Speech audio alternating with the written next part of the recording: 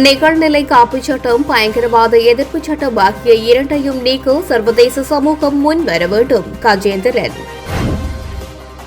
இந்திய மீனவர்களை பிடிக்க முடியாத இலங்கை அரசு செங்கடலுக்கு கடற்படையை அனுப்புகின்றது. யாழ் மாவட்ட கிராமிய கடற்தொழில் அமைப்புகளின் சம்மேளனம்.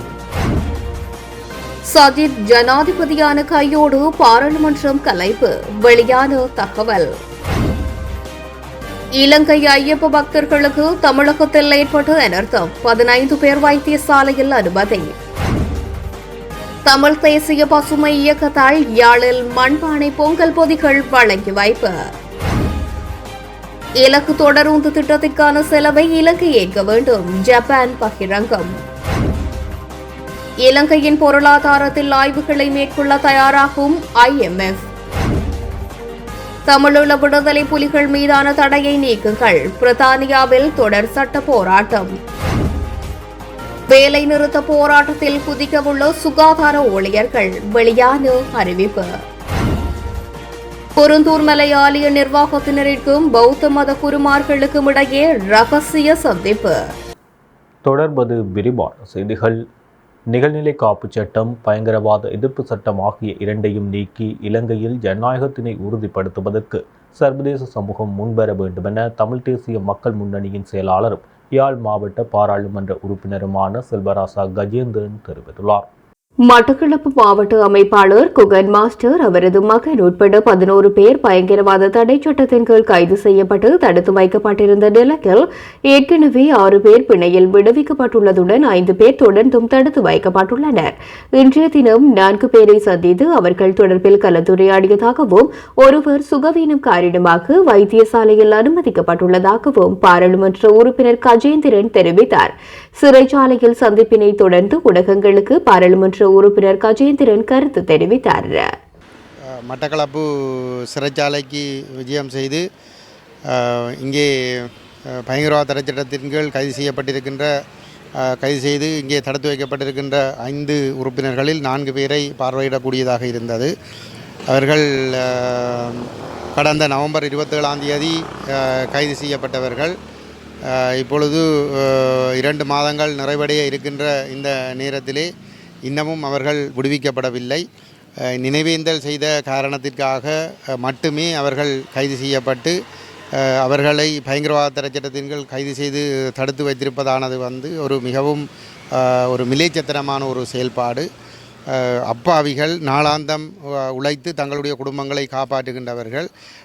ஒரு புறத்திலே சர்வதேச அளவிலே தாங்கள் இந்த நினைவேந்தல் உரிமைகள், ஒன்று கூடும் சுதந்திரங்கள் அனைத்தையும் அங்கீகரித்திருக்கிறோம் என்று சொல்லி உலக நாடுகளுக்கு சொல்லிக்கொண்டு மக்களுக்கும் அவ்வாறான ஒரு போலி நம்பிக்கையை ஏற்படுத்தி கொண்டு மறுபுறத்திலே நினைவேந்தல்களில் ஈடுபட்டவர்களை பயங்கரவாத தடை சட்டத்தின் கீழ் கைது செய்து மிக கொடூரமான சட்டத்தின் கீழ் தடை செய்து வைத்திருப்பது என்பது கண்டிக்கத்தக்க ஒரு விடயம். இந்த 6 பேரிலே ஒருவர் வைத்தியசாலையில் அனுமதிக்கப்பட்டிருக்கின்றார். அவர் கடந்த 1 மாதங்களாக அவருடைய உடல்நிலை மிகவும் மோசமாக இருக்கின்றது. இவர்களுக்கு பிணை வழங்க வேண்டும் என்று கூறப்படுகின்ற போதிலும் கூட குடும்பத்தினரால் இன்னமும் பிணை கூட வழங்கப்படவில்லை. இந்த சூழலிலே ரணில் விக்ரமசிங்கே இப்பொழுது சுவிட்சர்லாந்துக்கு விஜயம் செய்திருக்கின்றார். ஐக்கிய நாடுகள் மனித உரிமைகள் பேரவை அமைந்திருக்கின்ற அந்த நாட்டுக்கு செல்லுகின்ற பொழுது இங்கே நாட்டிலே அடிப்படை உரிமைகளை மறுத்து கொண்டு குறிப்பாக தமிழ் மக்களுடைய குரல் வழியை நசுக்கி தமிழ் மக்களுடைய ஜனநாயக உரிமைகள் அனைத்தையும் மறுத்து அவர்களை பயங்கரவாத சட்டத்தின் கீழ் ஒரு மிக கொடூரமான ஒடுக்குமுறைக்குள் வைத்துக்கொண்டு உலக நாடுகளிலே ஜனநாயகம் பற்றியும் மனித உரிமைகள் பற்றியும் பேசிக்கொண்டிருக்கின்றார். காசாவில் நடைபெறுகின்ற தாக்குதல்களை தொடர்ந்து நியாயப்படுத்த முடியாது என்று சொல்லி முதலை கண்ணீர் வடிக்கின்றார். ஆனால் இங்கே தமிழர்களுக்கு எதிராக மிக கொடூரமான ஒடுக்குமுறைகளை அவர் கட்டவிழ்த்து விட்டிருக்கின்றார். இந்த சந்தர்ப்பத்தில் இந்த சர்வதேச சமூகம் ரணில் விக்ரமசிங்கே மீது பாரிய அழுத்தங்களை பிரயோகிக்க வேண்டும். அவர் ஒருபுறம் பயங்கரவாத எதிர்ப்பு சட்டம் என்ற ஒன்றை புதிதாக கொண்டு வருவதற்கு இப்பொழுது நாடாளுமன்றத்திலே கடந்த 10ஆம் தேதி அது டேபிள் பண்ணப்பட்டிருக்கின்றது. அதே போன்று நிகழ்நிலை காப்பு சட்டம் என்ற ஒன்றை கொண்டு வருவதற்கும் டேபிள் பண்ணப்பட்டிருக்கின்றது. இந்த 2 சட்டங்களுமே மிக கொடூரமான சட்டங்கள். ஏற்கனவே 79ஆம் ஆண்டிலிருந்து பயங்கரவாத தடை சட்டத்தின் கீழ் தமிழர்கள் மிருகங்களை விட கொடூரமாக வேட்டையாடப்பட்டார்கள். அதனுடைய பாதிப்பை தமிழர்கள் மட்டும்தான் அனுமதித்திருந்தார்கள் 2009 வரை. அதற்கு பிற்பாடு அந்த சட்டத்தினுடைய கொடூரங்கள் முஸ்லீம் மக்களை நோக்கியும் திரும்பியது. இப்பொழுது ரணில் விக்ரமசிங்க தன்னுடைய முறைகேடாக பின்கதவால் பதவிக்கு வந்த பிற்பாடு தன்னுடைய பதவியை தக்க வைத்துக் கொள்வதற்காகவும் எதிர்காலத்திலே வரப்போகிற ஜனாதிபதி தேர்தலிலே தனக்கு எதிராக மக்கள் தன்னுடைய திருட்டுத்தனங்களையும் நேர்மையினங்களையும் சமூக வலைத்தளங்கள் ஊடாக வெளிப்படுத்துவதை கட்டுப்படுத்துவதற்காக இந்த நிகழ்நிலை காப்பு சட்டம் என்று சொல்லி அந்த முழுமையாக கருத்து சுதந்திரத்தை நசுக்குகின்ற ஒரு சட்டத்தை இப்பொழுது நிறைவேற்றுவதற்கு முற்படுகின்றார். உண்மையிலே இந்த ரணில் விக்ரமசிங்க இன்று இந்த பதவியை பெற்றிருக்கிறார் என்று சொன்னால் கூட கோட்டாபய ராஜபக்சவிடமிருந்து தானமாக இந்த பதவியை பெற்றிருக்கிறார் என்று சொன்னால் கூட அது இந்த அரகலிய போராட்டத்திலே மக்கள் எழுச்சி அடைந்ததன் காரணமாகத்தான் அவருக்கு அந்த வாய்ப்பு கிடைத்திருந்தது. அந்த அரகலிய ஊடாக மக்கள் குறிப்பாக அந்த சமூக வலைத்தளங்கள் ஊடாக பகிரப்பட்ட செய்திகளின் அடிப்படையிலே கோட்டாபய மஹிந்த ராஜபக்ச போன்ற தரப்புகளுடைய அந்த நாட்டை கொள்ளையடிக்கின்ற செயல்பாடுகள் அம்பலப்படுத்தப்பட்டு அவர்கள் இந்த மக்கள் திரண்டு அவர்களை மஹிந்த ராஜபக்ச கோட்டாபய ராஜபக்சவை பதவியிலிருந்து விரட்டிய காரணத்தினால்தான் ரணில் விக்ரமசிங்கே இன்று பதவிக்கு வரக்கூடியதாக இருந்தது. அவ்வாறான ஒரு வழிமுறையூடாக பதவியை பெற்றுக்கொண்ட பிற்பாடு தொடர்ந்தும் மக்கள் அரசு செய்கின்ற இந்த ஊழல் மோசடி லஞ்சம் போன்ற செயல்பாடுகளுக்கு எதிராக தொடர்ந்தும் குரல் கொடுத்து தன்னை இந்த படத்திலிருந்து பதவி பெறுவதிலிருந்து தடுத்துவிடக்கூடாது என்பதற்காக இந்த மிக கொடூரமான இந்த நிகழ்நிலை காப்பு சட்டத்தையும் பயங்கரவாத எதிர்ப்பு சட்டத்தையும் கொண்டு வருகின்றார். இதை நாங்கள் முற்றாக எதிர்க்கின்றோம். சர்வதேச சமூகம் ரணில் விக்ரமசிங்கவுக்கு இந்த சட்டங்களை வாபஸ் பெற வேண்டும் என்ற அழுத்தங்களை கொடுக்க வேண்டும். இல்லை என்று சொல்லி சொன்னால் இலங்கையிலே ஜனநாயகம் என்பது முற்றாக குழி தோண்டி புதைக்கப்படும். ஒரு முழுமையான ஒரு சர்வாதிகார ஆட்சி தான் நடைபெறும். இங்கே சும்மா பேருக்கு தேர்தல்கள் நடைபெற்றாலும் கூட எதிர்காலத்திலே ஒரு முழுமையான ஒரு சர்வாதிகார ஆட்சி தான் இங்கே நடைபெறுவதாக இருக்கும். ஆகவே இலங்கையிலே ஜனநாயகத்தை நிலைநாட்டுவதற்கு சர்வதேச சமூகம் உதவ வேண்டும். குறிப்பாக இந்த பயங்கரவாத தடை சட்டம் முற்றாக நீக்கப்பட வேண்டும்.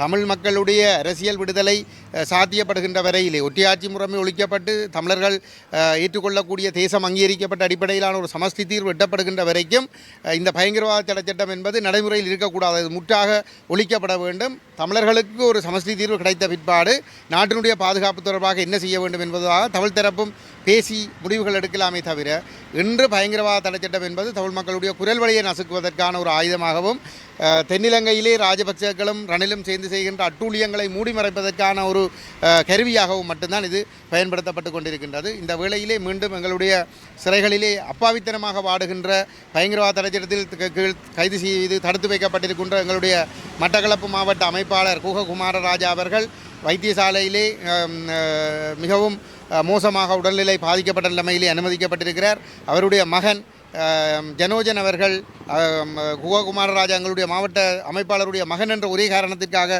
சிறையிலே அடைக்கப்பட்டிருக்கின்றார். அதனை விட இன்னும் 4 பேர் அப்பாவித்தனமாக இந்த சிறைகளிலே பயங்கரவாத தடை சட்டத்தின் கீழ் அடைக்கப்பட்டிருக்கின்றார்கள். அது ஒரு சாதாரண சட்டத்தின் கீழ் இவர்கள் இலங்கை அரசு கடந்த 2015ஆம் ஆண்டிலே இந்த பயங்கரவாத தடை சட்டத்தை தாங்கள் வாபஸ் பெறுவோம் என்றும் ஐநாவுக்கு வாக்குறுதி அளித்திருக்கின்றது. வேறு பல சந்தர்ப்பங்களிலே தாங்கள் இந்த சட்டத்தை அவசியம் என்ற சந்தர்ப்பங்களிலே பயன்படுத்த மாட்டோம் என்று சொல்லியிருக்கின்றார்கள். ஆனால் இங்கே சாதாரண ஒரு நினைவேந்தல் செய்ததற்காக அப்பாவிகளை சிறையில் அடைப்பதற்காக இந்த சட்டங்களை பயன்படுத்தி இருக்கின்றார்கள். ஆகவே இந்த சட்டங்கள் வாபஸ் பெறப்பட வேண்டும். இந்த அடைத்து வைக்கப்பட்டிருக்கின்றவர்கள் அனைவரும் உடனடியாக விடுவிக்கப்பட வேண்டும். இந்திய மீனவர்களை பிடிக்க முடியாத இலங்கை அரசாங்கம் செங்கடலுக்கு கடற்படையை அனுப்புகின்றது என யாழ் மாவட்ட கிராமிய கடற்தொழில் அமைப்புகளின் சம்மேளனம் தெரிவித்துள்ளது. இன்றைய தினம் யாழ்ப்பாணத்தில் நடத்திய ஊடகவியலாளர் சந்திப்பில் அவர்கள் இதனை தெரிவித்தனர். இந்த இந்தியன் இழுவப்படகுகள் மிகவும் அத்துமீறிய ஒரு நடவடிக்கையை மேற்கொண்டு கொண்டு வருகிறோம். இதால் எங்களோட தொழிலாளிகள் கடுமையாக பாதிக்கணும். இப்போ முந்தநாத்து கூட பருத்தித்துறையிலேருந்து யூனிவர்சிட்டி வருந்தனைக்கும் ஒரு 10 தொழிலாளிகளோட விலை 70 லட்சம் ரூபாய்க்கு மேலே அழிவடைஞ்சிருக்கு. அதை விட தீவு பகுதியில் எங்களோட பிரதேசங்களில் சிறு தொழில் நண்டு விலை தான் நாங்கள் செய்கிறாங்க. இந்த நண்டு விலைகளெல்லாம் முற்றாக அறுத்து அழித்து கொண்டு போகணும். இவைகளை எங்களோட அரசாங்கம் கட்டுப்படுத்துகிற மாதிரி இல்லை. நேவி ஒரு சில போட்டுகளை பிடிக்கணும், நாங்கள் அவைய குறை சொல்ல வர இல்லை, ஆனால் பிடிக்கிறது காணாது. இன்னமும் நிறைய போட்டுகளை பிடிச்சி அவைக்கான தண்டனைகளை வழங்கினாத்தான் நாங்கள் சுமூகமாக தொழில் செய்ய முடியுமென்றதை நான் இந்த நிலையில் தெரிஞ்சு கொள்கிறேன். அதே நேரத்தில் இந்தியன் ரோலரை பிடிக்க இயலாத இலங்கை அரசாங்கம் செங்கடலுக்கு இங்கே இருந்து படைகளை அனுப்பியிருக்கணும். அப்போ எங்கட நாட்டு எல்லையை பாதுகாக்காமலுக்கு எங்கேயோ இருக்கிற ஒரு பிரச்சனைக்கு தீர்வு காண போயிடும். அது முக்கியம். ஆனால் எங்கள் நாட்டுக்கு வர சாமான் அதுகளை கப்பல்களை சரக்கு கப்பல்களை பாதுகாக்கிறது முக்கியம். அதே நேரத்தில் எங்களோட நாட்டு எல்லையை பாதுகாத்தா எங்களோட தொழிலாளர்களும் எங்களோட மக்களும் நிம்மதியான சீவிக்கக்கூடியதாக இருக்கும். இதனால் எங்களோட பள்ளிக்கூட சிறார்களை நாங்கள் பள்ளிக்கூடத்துக்கு அனுப்பியலாத நிலை பாதிக்கப்படுகிறது. எங்களோட வாழ்வாதாரம் பாதிக்கப்படுகிறது. எங்களோட தொழில் முழுக்க அறுத்து நாசமாக்கப்படுகிறது. எங்களோட கடல் வளங்கள் அடியோடு அழிக்கப்படுது. ஆகையால் எங்களுக்கு எந்த விதத்திலேயாவது இந்த அரசாங்கம் ரெண்டும் பேசி ஒரு முடிவுக்கு வர வேணும். இல்லைன்னு சொன்னால் இந்த வார இந்தியன் ரோலர்களை முழுமையாக கட்டுப்படுத்துறதுக்கு ஏதாவது ஒரு நடவடிக்கை எடுக்கணும். அத்தோட எங்களோட இந்திய தூதரக அதிகாரிகளுக்கு ஒன்றை தெரிவித்து கொள்ள இருக்கிறேன். என்னென்னு சொன்னால் எங்களோட நாட்டு சூழலையும் எங்களோட நாட்டு பிரச்சனைகளையும் எங்களோட நாட்டு மக்களோட எங்களோட மீனவர்களோட முழு பிரச்சனையும் அவர்கள் முழுமையாக அறிவார்கள். அவர்களாவது எடுத்து கூறி இதற்கு ஒரு நடவடிக்கை மேற்கொள்ளணும். இல்லையெனில் நாங்கள் இனி வருங்காலங்களில் இந்திய தூதரகத்தை முற்றுகையிட்டு போராட்டம் நடத்த வேண்டிய ஒரு கால சூழல் ஏற்படும். அதோட எங்களோட கடத்தொழில் அமைச்சர் ஒரு தமிழ் அமைச்சராக இருந்தும் எங்களுக்கு இதுவரைக்கும் எந்த தீர்வையும் பெற்றுத்தராதது மனதுக்கு மிகவும் வேதனையாக இருக்கிறது. எங்களோட நாட்டு மக்களோட சகல இதையும் அறிஞ்சவர்.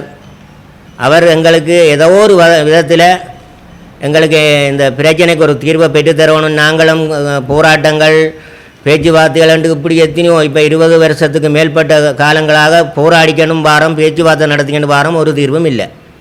இந்த நிலையில் எங்களுக்கு அமைச்சர் ஏதாவது ஒரு இதை பெற்றுத்தர வேணும்.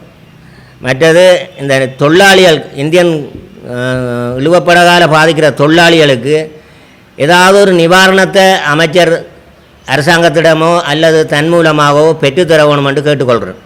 ஏனென்று சொன்னால் அவர்கள் தொழில் எல்லாம் மறந்து தெருவில் நிற்கதையாக நிற்கணும் தொழிலாளிகள்.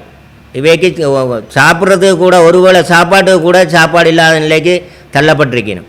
ஆகையால் இந்த பாதிக்கப்பட்ட தொழிலாளர்களுக்கு ஏதாவது ஒரு விதத்தில் எங்களுடைய அரசாங்கத்திடமோ அல்லது அமைச்சர் மூலமாகவோ இந்த பாதிக்கப்பட்ட இந்தியன் இழுவப்படகால பாதிக்கிற தொழிலாளர்களுக்கு நிவாரணம் எதையும் பெற்றுத்தரணும் என்று கேட்டுக்கொள்கிறேன். யாழ்ப்பாணம் மாவட்டத்தில் அச்சுவேலி தொண்டமனார் வீதி ஊடாக பயணிக்க முடியாத நிலைமை ஏற்பட்டுள்ளதாக பொதுமக்கள் குற்றம் சாட்டியுள்ளனர். குறித்த வீதி நீண்ட காலமாக திருத்தம் செய்யப்படாமல் குன்றம் குழியுமாக காணப்பட்டது. அதனால் அந்த வீதியூடாக பலரும் சிரமங்களுக்கு மத்தியில் பயணத்தை மேற்கொண்டிருந்தார்கள். இந்நிலையில் கடந்த வாரங்களில் பெய்த மழை காரணமாக தொண்டைமனாறு நீர்மட்டம் அதிகரித்து குறித்த வீதியின் மேலாக வெள்ளம் ஓடுகின்றது. ஏற்கனவே குன்றம் குழியுமாக இருந்த வீதி தற்போது வெள்ளம் மேவியோடுவதனால் குழிகள் தெரியாததால் பலரும் விபத்துக்குள்ளாகி வருகின்றனர். புதிதாக அந்த வீதியில் பயணிப்பவர்கள் கடும் சிரமங்களை எதிர்நோக்குவதுடன் சிறிய ரக மோட்டார் சைக்கிள் மற்றும் கார்களில் பயணிப்போரின் வாகனங்களும் சேதமடைந்து வருகின்றன.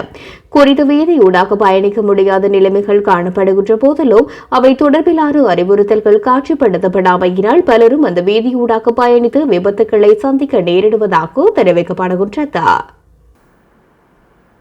ஜனாதிபதி தேர்தல் நடாத்தப்பட்டு அதில் ஐக்கிய மக்கள் சக்தி வெற்றி பெற்ற கையோடு பாராளுமன்றம் கலைக்கப்படும் என ஐக்கிய மக்கள் சக்தியின் பொதுச் செயலாளர் ரஞ்சித் மத்தும பண்டார தெரிவித்துள்ளார். கொழும்பில் நடைபெற்ற ஊடக சந்திப்பின் போது அவர் இவ்வாறு கூறினார். அரசமைப்பின் பிரகாரம் நவம்பர் மாதத்துக்குள் ஜனாதிபதி தேர்வு நடத்தப்பட்டாக வேண்டும். செப்டம்பரில் தேர்தல் நடத்தப்படும் என ஜனாதிபதி இப்போது கூற வேண்டியதில்லை. அவர் கூறாவிட்டாலும் அரசமைப்பின் பிரகாரம் தேர்தல் நடத்தப்பட்டாக வேண்டும். அத்தேர்தலில் சஜித் பிரேமதாச வெற்றி பெறுவார். நவம்பர் மாதம் அவர் பதவி பிரமாணம் செய்வார். அதன் பின்னர் நாடாளுமன்றம் கலைக்கப்பட்டு 2025 ஜனவரி பிப்ரவரியில் பொது தேர்தல் நடாத்தப்படும் என்றார்.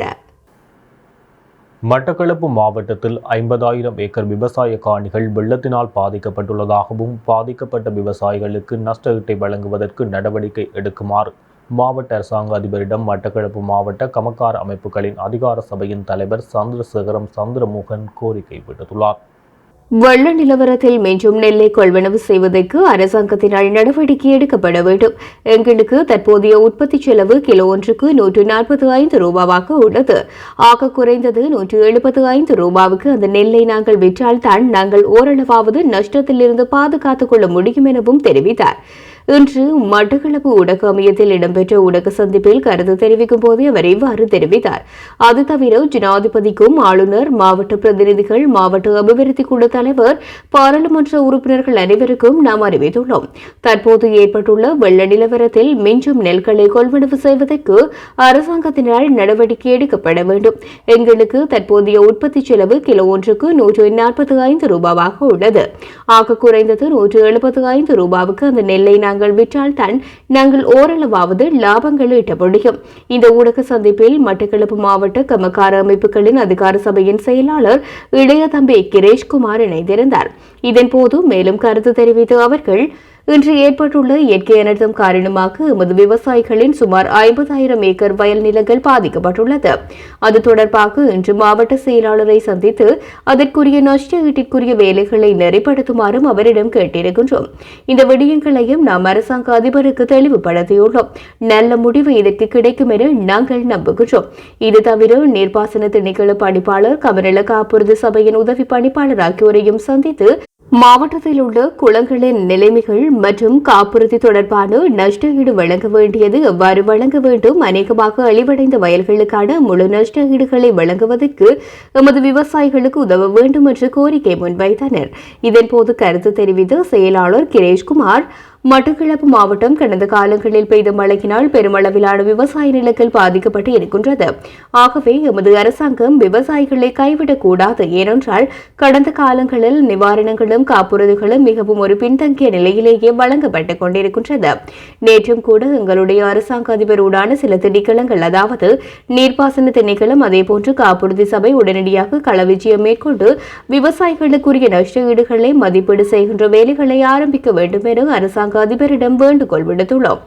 இந்த போக்கு அறுவடைக்கு முன்பு திணைக்களங்களை அனுப்பி அதற்கான மதிப்பீடுகளை செய்து அதற்குரிய நடவடிக்கைகளை மேற்கொள்வதாகவும், அதேபோன்று வருகின்ற அறுவடை காலங்களில் நெல் கொள்வனவை நெல் சந்தைப்படுத்தல் சபை மேற்கொள்வதற்கு உடனடியாக நடவடிக்கை மேற்கொள்வதற்கு வருகின்ற வாரம் கூட்டத்தை கூட்டி அதற்கான ஆயத்த வேலைகள் செய்வதாகவும் அரசாங்க அதிபரினால் நமக்கு உத்தரவு வழங்கப்பட்டிருக்கின்றது. அரசாங்கம் இதில் மிக தெளிவாக ஒரு உத்தரவாதத்தை தர வேண்டும். இந்த நெல்லினுடைய உத்தரவாத விலை அதேபோன்று விவசாயிகளுக்கான நஷ்ட ஈடுகளை வழங்குவதற்கு ஆவணம் செய்ய வேண்டும் எனவும் கேட்டுக்கொண்டார்.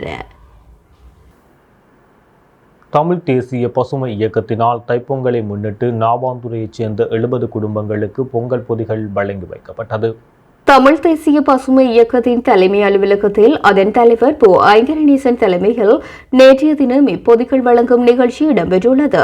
அதேவேளை தமிழ் தேசிய பசுமை இயக்கமானது பொருளாதார ரீதியாக மிகவும் பின்தங்கிய குடும்பங்களுக்கு அனுசரணையோடு உலர் உணவுப் பொதிகளை வழங்குதல், அற்றார் அழிப்பசி தீர்த்தல் என்ற திட்டத்தை முன்னெடுத்து வருகின்றது.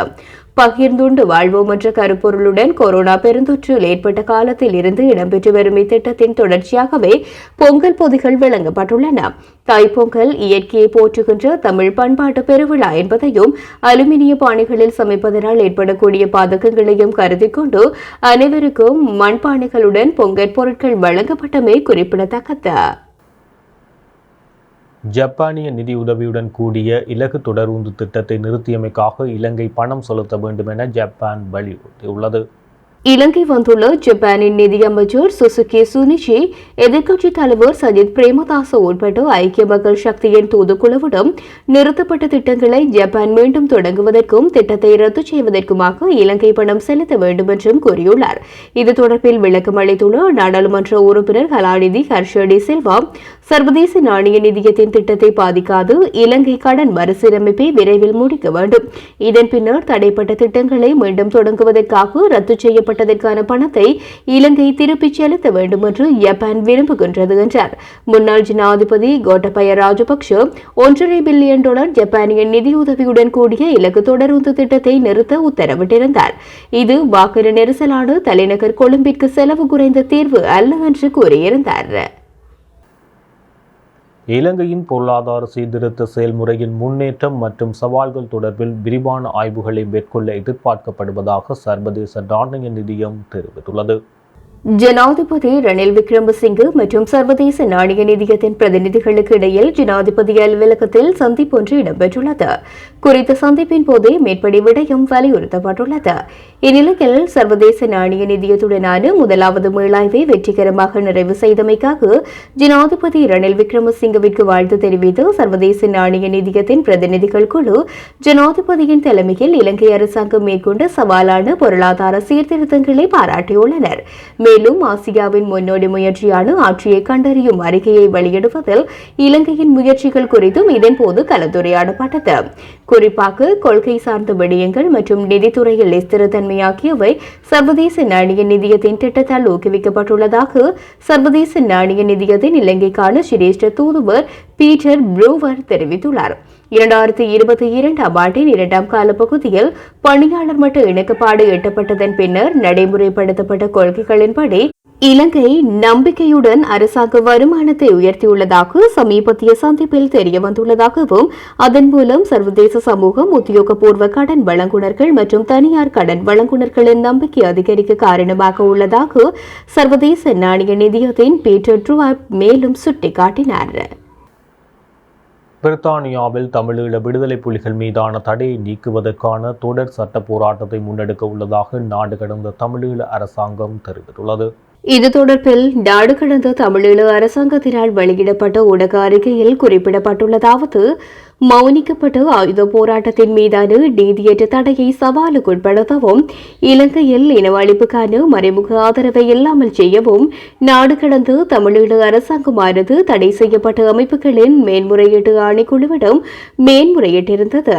பிரித்தானிய உள்துறை செயலாளர் தமிழீழ விடுதலை புலிகளின் நடவடிக்கைகளை மதிப்பீடு செய்த முறைமையானது நீதி கோட்பாடுகளுக்கு முரணானது என்றும் அதன் காரணமாக சட்ட வலுவற்றது என்றும் கடந்த 2020 ஆண்டு அக்டோபர் 21 ஆணைக்குழு தீர்ப்பளித்திருந்தது. அச்சட்டவிரோத செயலுக்கு பரிகாரமாக பிரித்தானிய உள்துறை செயலாளர் தமிழீழ விடுதலை புலிகளின் தடை தொடர்பான முடிவை மீள் பரிசீலனை செய்யும்படி உத்தரவிட்டிருந்தது. பிரித்தானிய உள்துறை செயலாளர் மீண்டும் கடந்த 2021 ஆண்டு ஆகஸ்ட் 31 தமிழீழ விடுதலை புலிகளை தடை செய்யப்பட்ட அமைப்புக்குள் பேணும் தனது முடிவை நாடு கடந்து தமிழீழ அரசாங்கத்திற்கு அறிவித்திருந்தார். இந்த முடிவிற்கு நாடு கடந்து தமிழீழ அரசாங்கம் மேன்முறையீடு செய்திருந்தது. 2022 ஆண்டு மேன்முறையீடு செய்திருந்த இந்த வழக்கு 2024 ஆண்டு மார்ச் 12 நீதிமன்றத்திற்கு வருகின்றது.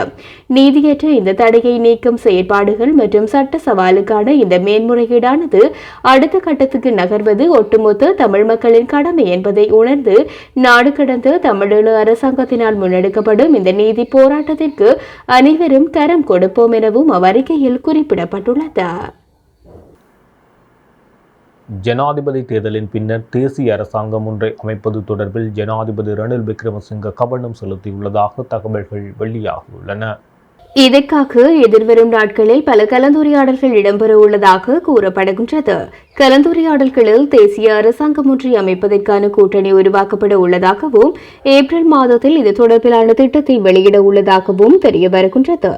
வடக்கில் தமிழ் கட்சிகள், மலையக அரசியல் கட்சிகள், பொதுஜன பெரமுன மற்றும் ஐக்கிய மக்கள் சக்தியின் சில உறுப்பினர்களை கொண்டு இந்த கூட்டணியை அமைப்பதற்கான ஆலோசனைகள் நடத்தப்பட்டுள்ளன.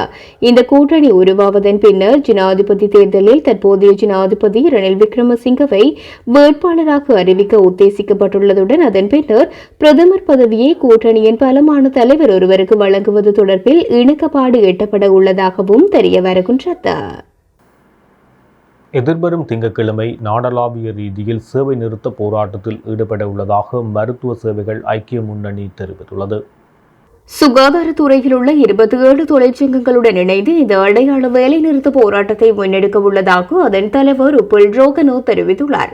இதேவேளை சுகாதார ஊழியர்களின் பணி பகிஷ்கரிப்பு காரணமாக கடந்த வியாழக்கிழமை வைத்தியசாலையில் நோயாளர்களுக்கு இரவு நேர உணவு பரிமாறப்படும் போது நள்ளிரவை நெருங்கியதாக கொழும்பு தேசிய வைத்தியசாலையின் பணிப்பாளர் வைத்தியர் ரோஷான் பெல்லானோ குறிப்பிட்டார்.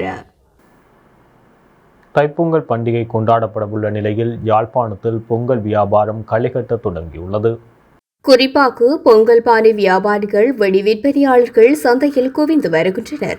அதேவேளை யாழின் பிரதான சந்தைகளில் ஒன்றான திருநெல்வேலி சந்தை கடைகளிலும் இவ்வாறான நிலை காணப்படுகின்றது. தைப்பொங்கல் பண்டிகை திங்கட்கிழமை கொண்டாடப்பட உள்ளமையும் குறிப்பிடத்தக்கது.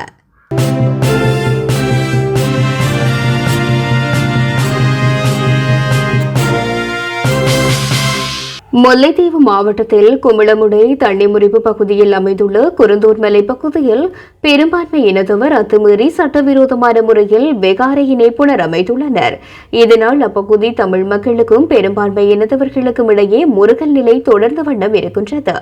இந்நிலையில் இன மத நல்லிணக்கத்தினை மேற்கொள்வதற்கென வடகிழக்கு மாகாணத்திற்கு பொறுப்பாக ஜனாதிபதியால் புதிதாக நியமிக்கப்பட்ட சியம்பல கஸ்கல விமலசாரர் தேரர் தலைமையில் சிவசேனை அமைப்பின் வன்னி பிராந்திய இணைத்தலைவர் தமிழ் திருமாதவன் உள்ளிட்ட குழுவினர் மற்றும் குருந்தூர் மலை ஆலய நிர்வாகத்தினர் பௌத்த மத குருமார்களுக்கு இடையில் இன மத நல்லிணக்கத்தை ஏற்படுத்தும் வகையில் விசேட ரகசிய கலந்துரையாடல் இடம்பெற்றிருக்கின்றது. குறித்த கலந்துரையாடலில் குருந்தூர் மலை தமிழ் மக்களின் பூர்வீகம் இனி குருந்தூர் மலையில் எவ்விதமான பௌத்த கட்டுமானங்களும் அமைக்கப்படக்கூடாது மற்றும் இவ்வாறு அமைப்பது தமிழ் சிங்கள மக்களுக்கிடையே இன முரண்பாட்டை தோற்றுவிக்கும். இச்செயற்பாடு நில அபகரிப்பாகத்தான் இருக்கும் என குருந்தூர் மலை விவகாரம் தொடர்பான பல பிரச்சினைகள் கலந்துரையாடப்பட்டிருப்பதாக தெரியவந்துள்ளது.